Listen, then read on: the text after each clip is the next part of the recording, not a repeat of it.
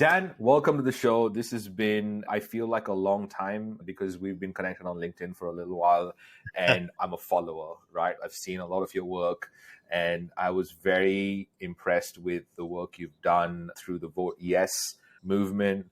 But I'd love to hear about your podcasting journey first. So when you think about you first starting the podcast, what are the things that come to mind and how did you get that going? Is this the first version of the podcast or did you have multiple versions before this came around? I think, like many people who have a podcast, it's an ongoing experiment. You know, A Rational Fear has been going for 10 years. And it first started off as a live to-air radio show, live from a pub in Sydney in King's Cross. It was part of the band room at the time was called the FBI Socials. And I was a broadcaster in FBI for years. And so when it came to 2012 and I'd done a couple of TV shows, all I wanted to do next was like a daily show kind of show. And I thought the best way to do that would be to kind of pilot it on stage. We turned it into like an event. DJ Tom Loud, who does Hot Dub Time Machine, he's like a superstar worldwide DJ right now. I think he's like the highest grossing dance music act in Australia and the world, kind of analyzing the contemporary anxiety of the world. So yeah, it was pretty wild, those first few shows. We aimed to do them once a month at the FBI Social.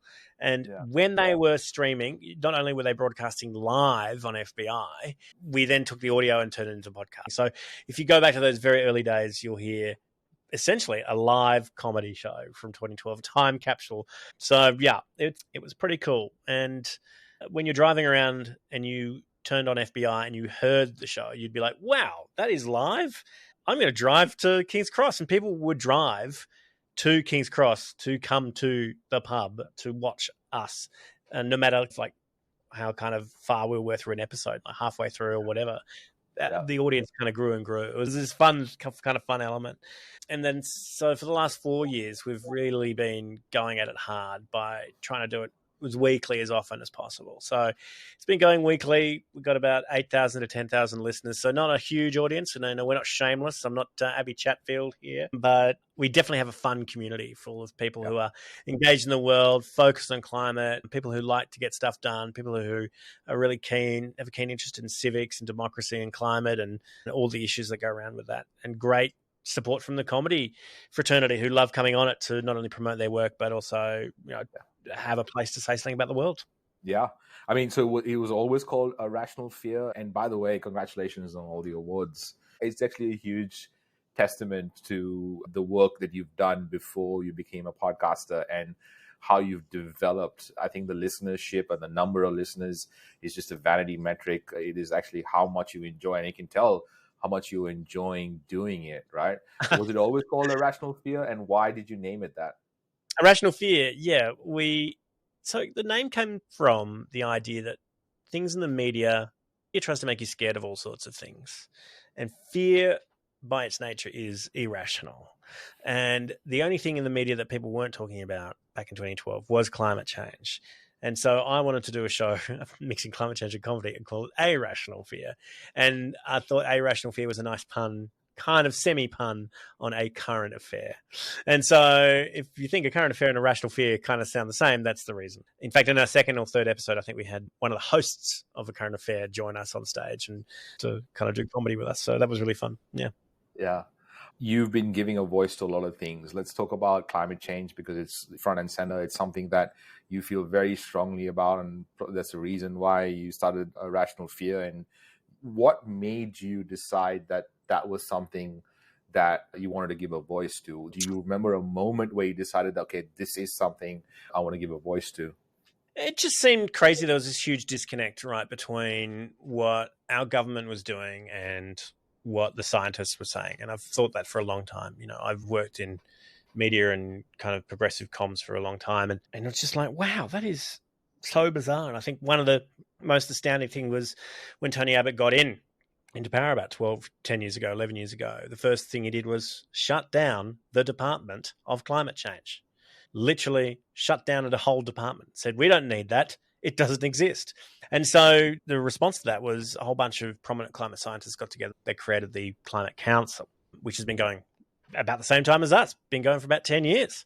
So that was a bit of a moment for me where I was like, yeah, far out. The culture wars is so insidious, like to the point where real data isn't being listened to, real facts are being ignored, and to the detriment of everyone.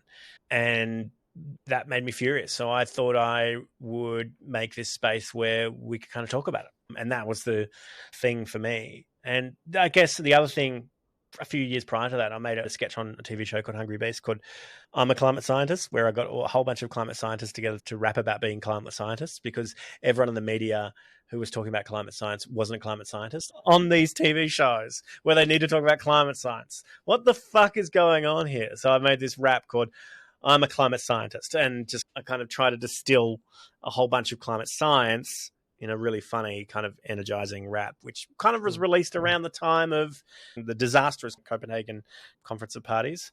But that went viral around climate science communities, that particular clip. So I thought, well, maybe there's something in this. Maybe we can give a space for climate. Yeah. So when Irrational Fear isn't all climate, we talk about everything, but we always try to make space for climate. There's always something, a mention, a drive-by, a sketch, or something, a home, a few minutes in every episode where we talk about climate. I find this interesting because nowadays everyone's an expert. Actually, I put something up on LinkedIn yesterday. I said something like, you go to computer science school for 4 years, get a master's of software engineering, take 2 companies to ISO 9001, and build and sell multiple AI tools. And then someone, a coach or internet marketer, sends you a DM to buy their $50 AI course. And it's happening everywhere. Does that drive you crazy as well? Like being someone who is actually doing something about it. How do you deal with the clickbaity stuff versus the real facts when you care so much about this stuff?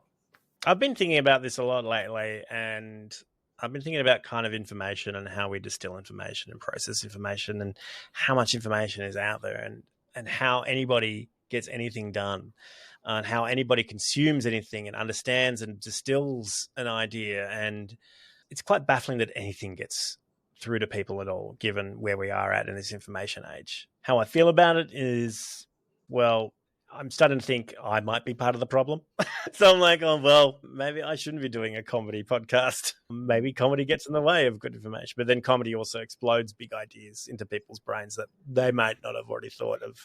So it's hard. It's a really tough kind of philosophical question you've posed there, Ronsley. On the podcast, I try to book good people who have the knowledge, who are like highly regarded, or they are also people on the front lines telling their own personal stories. You don't have to have a degree in climate science to talk about how bodies of your ancestors have been washed away from the cemetery in your island. You don't need that.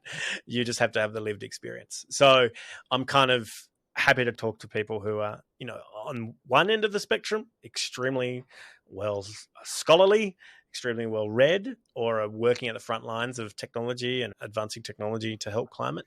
And at the other end, I'm willing to talk to people who are in the front lines of climate, who are dealing with climate every day.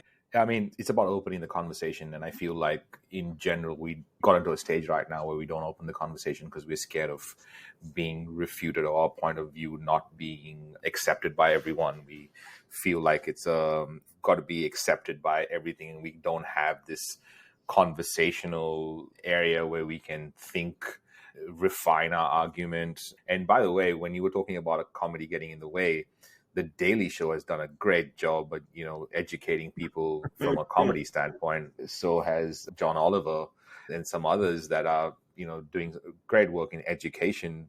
I reached out to you primarily because I saw your work on the Vote Yes movement, and I am writing my second book on the ethical frameworks for artificial intelligence, primarily because if you look at the Australias, the Indias, the Americas, the Africas, where, colonizers came and really destroyed ancient wisdom of collaboration, as opposed to say, right now it is, I need to go faster so that I can leave my competition behind. I need to win so that they lose. And that was not always the case, because there was this ancient wisdom of collaboration. I belong to this land. This is not my piece of land where it all looks great, but my neighbors are not in that same thing. I would love for you to talk about the Vote Yes movement, how you see it, what made you get involved, and then we can then get in deeper into that conversation.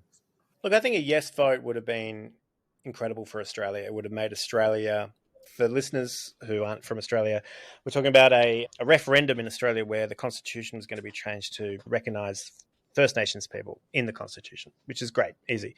It was kind of a two-part recognition. It was one, changing the Constitution to put in the Constitution that First Nations people were here first. The second part was essentially to set up a body called The Voice. So it was not only a symbolic gesture, but also a pragmatic gesture. So being symbolic is great. It's easy. It's easy to kind of have a mission statement, but it's where the rubber hits the road. And so this small body of between 20 to 60 people, depending on the model, was going to be set up to help give First Nations people an opportunity to give advice, non-binding advice to politicians of the day on issues that affect First Nations people. But Australians didn't get on board at all. So, the beginning of last year, before the referendum, the recognition of First Nations people in the Constitution was polling at about 68%. And as soon as the coalition decided that they're going to use it as a political wedge against the current government and jump out of bipartisanship, which it had been thought to have happened up until that stage. Even in January, early as January, the coalition were making noises that this is going to be a bipartisan approach. They're going to get behind a yes vote. But then around March, something changed, and Dutton came out, put his stake in the ground and said, you know what, we're going to run against this. And at the same time as that happened, a whole big digital campaign for no appeared. It was funded by a strange group called the Atlas Foundation, the Atlas Group, based out of America, channeled through Advance Australia, which is a far right-wing group in Australia. And they did this very slick anti-voice campaign. They rolled it out. Whereas Yes kind of was languishing. They were just relying on television commercials and ad campaigns and kind of corporate spend. They weren't really focused on the digital space much. They had a few kind of simple explainers, but weren't quite engaging. People didn't quite get it. As the months roll on, I saw that approval rating for The Voice tumble below 50%. And about 6 weeks out before The Voice, I got so annoyed that The Voice wasn't going great at all. And I felt very conflicted about jumping in because, for listeners, you can't tell, but I'm not a First Nations person. I'm not a Black Australian. I can't really feel like it's my place to speak on behalf of First Nations people in Australia. But I had a good conversation with a couple of who were First Nations people. I put out a few feelers and pulled together a bunch of First Nations comedians and creators, as well as a bunch of other yahoos. And we created like a small crack team of about 8 who worked 3 days a week, creating memes and videos and explainers. And we crowdfunded it through a platform called Ronsley. We raised like 120,000 in a week, which is amazing. We got another 100,000 from a generous donor, plus Heaps Normal jumped in with $20,000 towards the end. So we could spend $20,000 more on Facebook than we could. For about $220,000, we ran this kind of campaign where we were creating funny explainers, funny videos, like ads, like we're making our own ads. It was all unofficial. No one from Yes spoke to us. So it was a really fun sort of moment where people were saying to us, hey, your explainers and your content is far more useful than the other stuff. And also saying how a video might have changed their family's WhatsApp from no to yes, and or something like that. So that was really heartening to know that we weren't making this in a vacuum, that people were sharing the content and pushing it out there and using the content as intended to have conversations about yes, about constitutional recognition in a fun and funny way. And that was the aim. So it was just basically, hey, now we've kind of got this bit of a track record of doing this. It's like, you want to communicate something that's going to kind of reach mass audiences, just get the comedians involved. Just give us a budget. We'll go and make your content for weeks on end to have this conversation with everyone. And it's a campaign. It's a marathon. So we only had 6 weeks and only had $200,000. Yes had a year and $35 million. No probably had about the same. They spent about $8 million on Facebook, I think. But at the same time, the stuff we were making organically got seen, was being used, and we could promote other people as well. So, we promoted the shit out of that Briggs video, which didn't need much help, but we put on our platforms, and it did like 300,000 views, 400,000 views, and just on our platforms alone, which is great and amazing. It was so helpless, and see what was happening was seeing people succumb to like lies by Advance Australia, like people kind of engaged in outright crazy lies, awful, terrible. Yeah, what I really didn't like was that if you don't know, vote no, and that whole campaign. Oh my God, terrible! That was crazy. Terrible. It's like you're promoting ignorance, and I'm an indoctrinated Australian. Before I became Australian, I had to prove that I could speak English 3 different times and go through this test when I wrote a thesis in English, and I had 2 master's degrees, and it was fascinating how they did all that, but they did not educate me on the history of our land.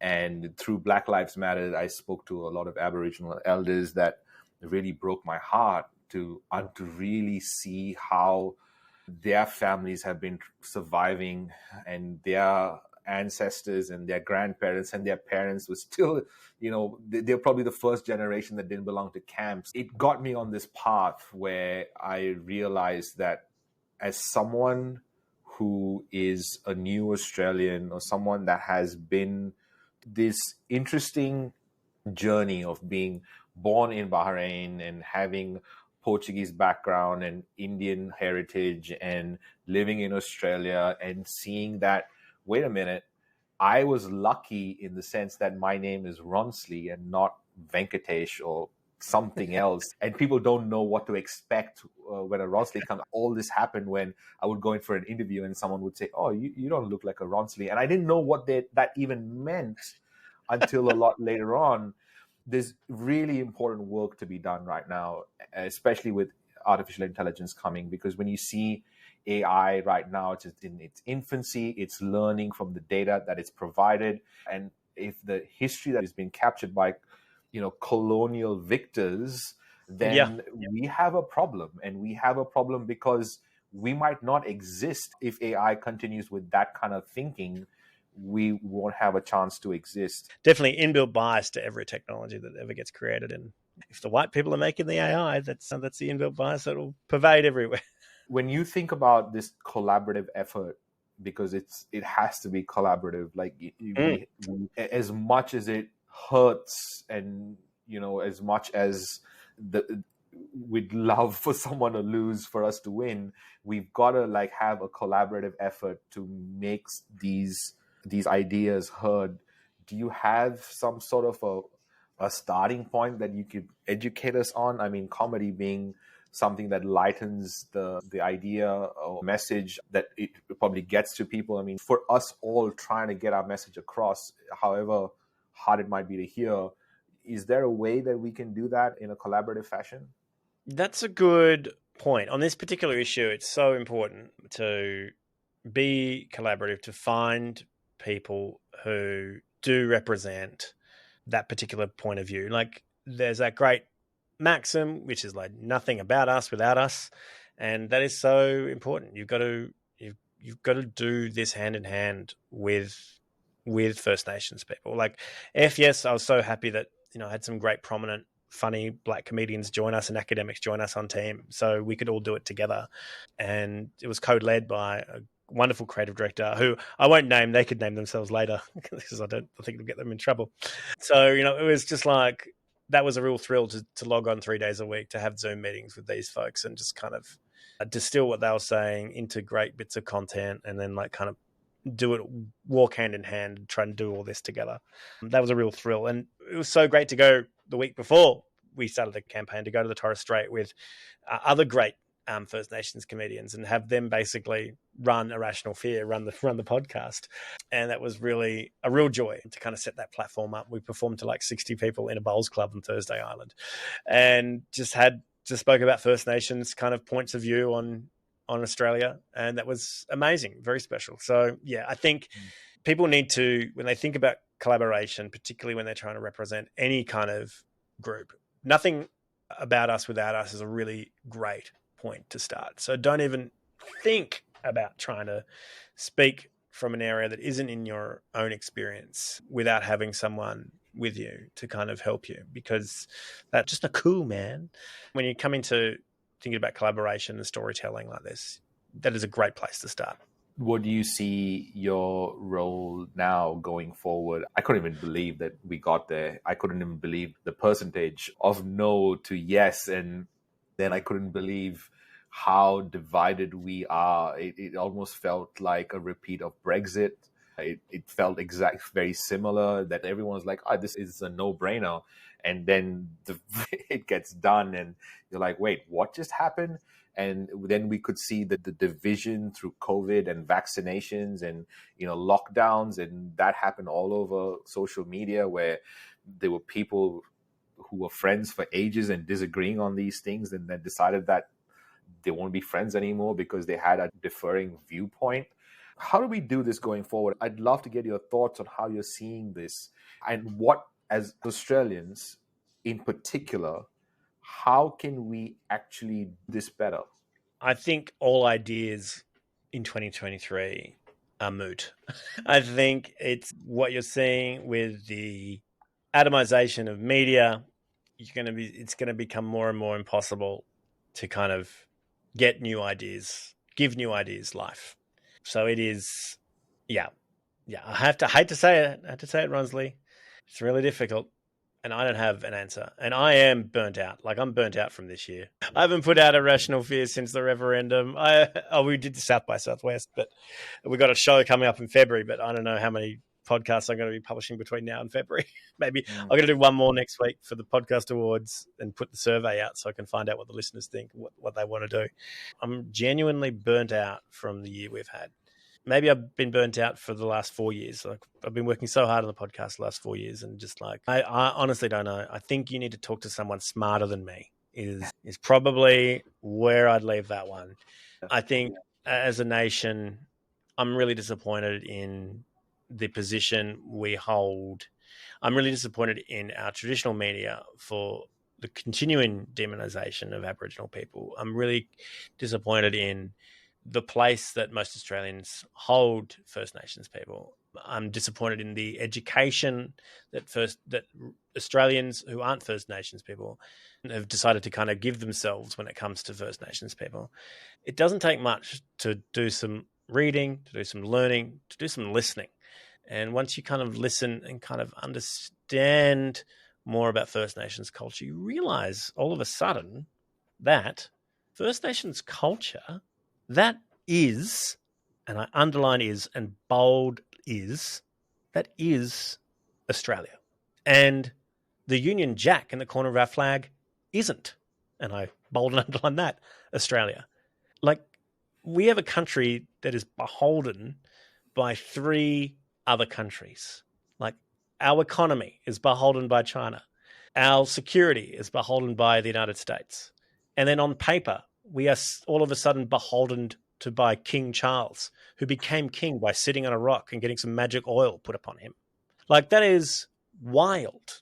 But the land we have a duty to as custodians, and the land that we're on, the people have been taking custody of that for 60,000 years. They know what this country is about because they've been on that land. Folks just need to listen and understand that and get out of... It's so hard to shake people's colonialist point of view. I don't know how to reach people beyond that. The colony, the idea of the colony is in people's heads. And that's who we are. We're just the colony. But we could be so much more. We could be embracing culture in our land in a much more spiritual and magnificent way that elevates Australia to something else. And most of Australia is not willing to do that. And that is that's just the sadness that I have to live with. I think one day it could be, one day we could elevate ourselves. Like, for me, this was like the first step. If the Voice won, it would be the great first step to becoming a republic. And then all of a sudden we are a different country. We are Australia. We're not a colony of England. I find it crazy to say Commonwealth because there's nothing common about the wealth at all. That is true. It is uncommon wealth. We are extremely wealthy because we have stolen all of it from other people. It's hard to explain to people the reason they have their house and their pool and their life and their family, every dollar they've ever earned. The reason why we have the Opera House or the Harbour Bridge or the skyscrapers in Melbourne or the vineyards in Adelaide. It's because we have sucked out the value of this country from the land of the people who were looking after it. And every time you fly over Australia and look down Australia, you should see the farms and the houses and wonder whose land that was before there was a farm and a house there, and before there was, whatever that was before then, because that's the land we're on. And there were people looking after that land beforehand. And people are so uncomfortable with the truth that Australia was founded on genocide. And once people accept that truth and realize that, we are privileged to live on this world, we live on this land and have the lives we have, and there's a reason for that privilege, and it is the most uncomfortable truth there is, we can now move forward and do something better.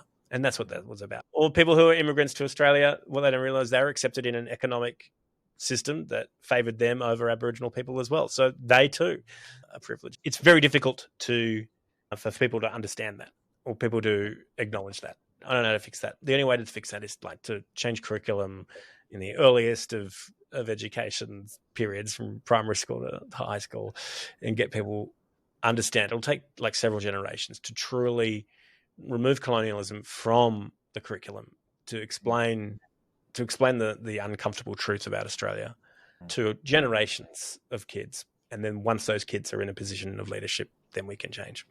When I was learning to be a chef, one of my head chefs said something to me while we were cutting 25 kilos of cabbage. And he said, Ronsley, if you're trying to solve something that can be solved in your lifetime, then you're thinking too small.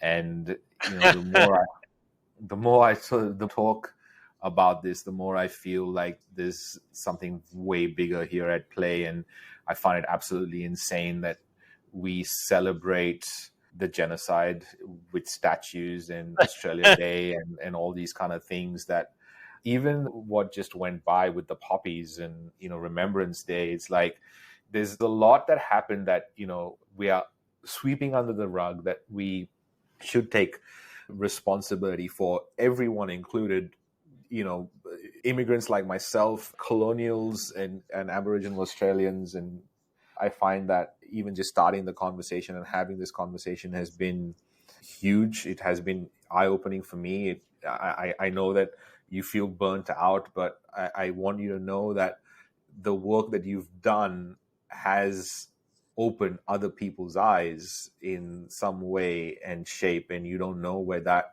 could lead us. And I want to thank you for all the stuff you've done, because, it's hard to stand up when you're outnumbered. It's hard to stand up when you don't know whether it's your voice or your movement to even have a voice in. So thank you, Dan, for doing all that. Figuring out what to do, and far out. It was, I wanted to do something in January, but I was like, it's not mine. I'm not going to be the white guy that takes this issue. So I waited, and then I decided to be the white guy that took the issue. No, I think you did great work, and thank you for doing it, because I feel like there's multiple smaller movements that have started because of that education, including it affecting me to a great extent. So great.